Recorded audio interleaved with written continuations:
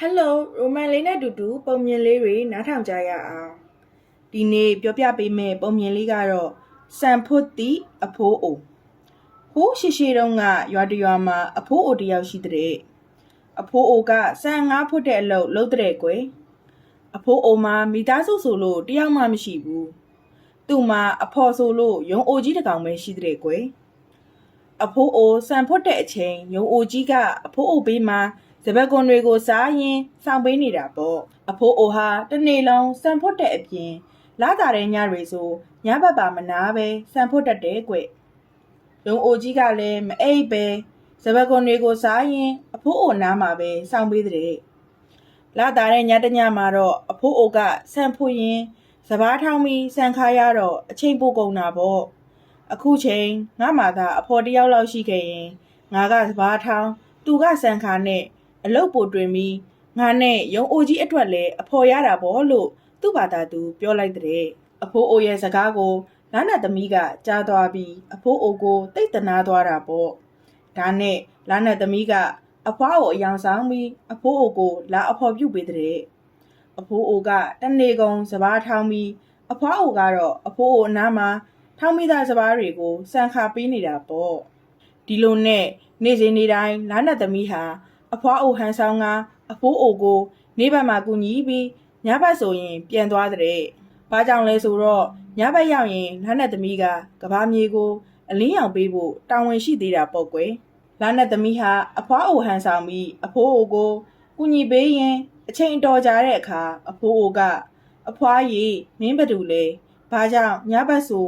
ပျောက်ပျောက်သွားရတာလဲလို့မေးလိုက်တဲ့။ဒီတော့လာနတ်သမီးလည်းအဖိုးအိုကိုသူဟာလာနတ်သမီးဖြစ်ကြောင်းအမှန်တိုင်းပြောပြလိုက်တာပေါ့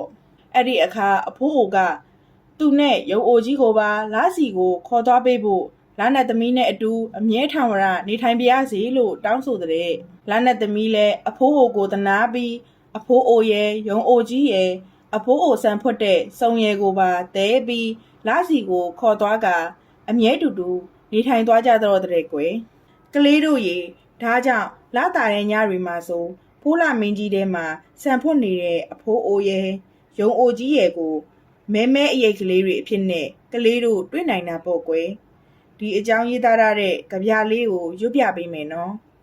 ရွှေလမှာယုံဝတ်လို့စံဖွတ်သည့်အဖိုးအိုဟောကြည့်ပါဆိုတာဆိုပုံမိုးသည့်စကားကလေးငိုတိတ်အောင်အရေးအယောင်ပြတယ်ဖိုးလာနှစ်သားနောက်ထပ်ပြောပြပေးမယ့်ပုံမြင်လေးကတော့မထွေးလင်းနဲ့ရွှေကြီးညိုတခါတော့ကရွာတရွာမှာမထွေးလေးဆိုတဲ့မိန်းကလေးတစ်ယောက်ရှိတယ်သူ့မေကသူငငယ်ကလေးကဆုံးသွားတော့မထွေးလေးကသူ့ဖေဖေနဲ့ပဲတူတူနေရတာပေါ့ကွယ်တနေ့တော့မထွေးလေးရဲ့ဖေဖေကရွာထဲကအမျိုးသမီးတစ်ယောက်နဲ့လက်ထပ်လိုက်တဲ့အဲ့ဒီအမျိုးသမီးမှာမထွေးလေးအရွယ်သမီးလေးတစ်ယောက်ရှိတဲ့ကွယ်လက်ထပ်ပြီးတော့မထွေးလေးရဲ့မိရွေးနဲ့သူ့သမီးကမထွေးလေးတို့နဲ့အတူလာနေတာပေါ့မထွေးလေးရဲ့မိရွေးဟာရက်ဆက်ပြီးကြမ်းတမ်းနေမိရွေးနဲ့သူ့သမီးကမထွေးလေးရဲ့အဖေလေတဲကိုသွားပြီဆိုတာနဲ့မထွေးလေးကိုအိမ်မှုကိစ္စအလုံးလှုပ်ခိုင်းတာပေါ့မထွေးလေးကအိမ်အလုပ်တွေအလုံးတယောက်တည်းလုပ်ရတဲ့အလုပ်တွေမပြီးရင်လဲမိရွေးကမထွေးလေးကိုနှိပ်စက်တတ်တယ်တနေ့မှာတော့မိရွေးကမထွေးလေးကိုစပားလန်းခိုင်းနေမထွေးလေးစပားလန်းနေတော့ကြီးကန်းတကောင်ရောက်လာပြီးစပားနည်းနည်းလောက်ယူစားပြရစီလို့မထွေးလေးစီမှာခွင့်တောင်းတဲ့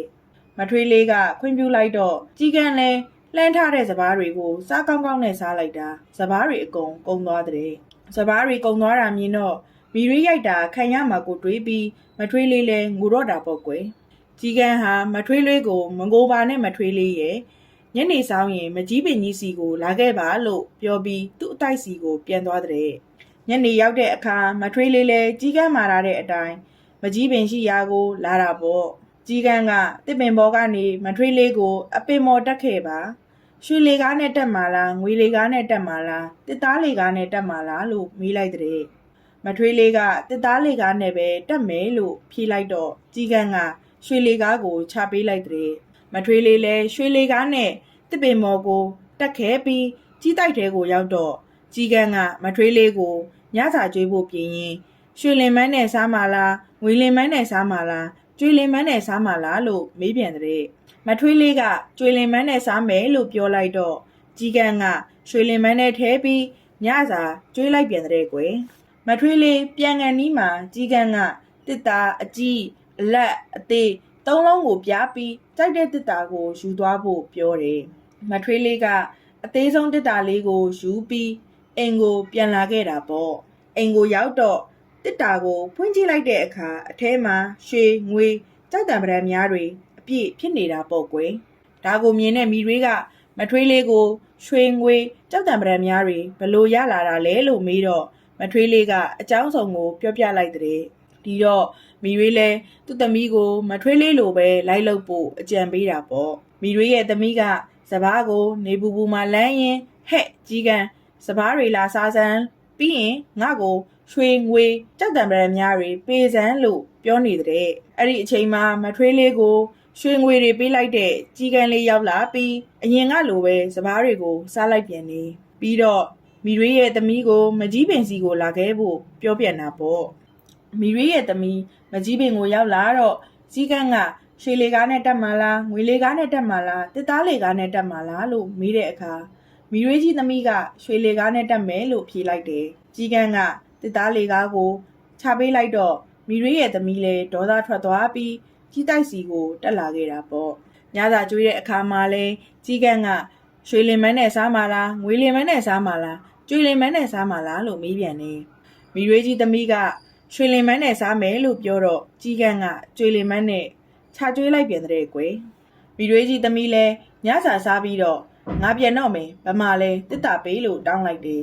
ကြီးကန်းကလည်းအကြီးအလက်အသေးတစ်တာသုံးလုံးကိုပြားပြီးကြောက်ရယူဖို့ပြောတော့လောဘကြီးရဲ့မိတွေကြီးသမီးကအကြီးဆုံးတစ်တာကိုရွေးယူလိုက်တာပေါ့အိမ်ကိုရောက်တော့မိတွေနဲ့သူ့သမီးကအခန်းထဲအမြန်သွားတကားပိတ်ပြီးတစ်တာကိုဖွင့်ကြည့်လိုက်တဲ့အခါအထဲမှာရွှေငွေတွေမရှိပဲငွေတွေအများကြီးထွက်လာပြီးမိတွေကြီးနဲ့သူ့သမီးကိုပေါက်တက်လိုက်တာပေါ့ကွယ်လောဘကြီးပြီးရိုင်းဆိုင်နဲ့မိတွေနဲ့သမီးဟာငွေပေါက်ခံရပြီးတည်သွားရှာတယ်စိတ်ကောင်းရှိပြီးလောဘနေတဲ့မထွေးလေးကတော့ကြီးကန်းလေးပေးတဲ့ရွှေငွေတွေကြောင့်ချမ်းချမ်းသာသာနဲ့ပျော်ပျော်ရွှင်ရွှင်နေထိုင်သွားတဲ့ကွယ်ဒီတော့ကလေးတို့လည်းစိတ်ကောင်းထားကြရမယ်နော်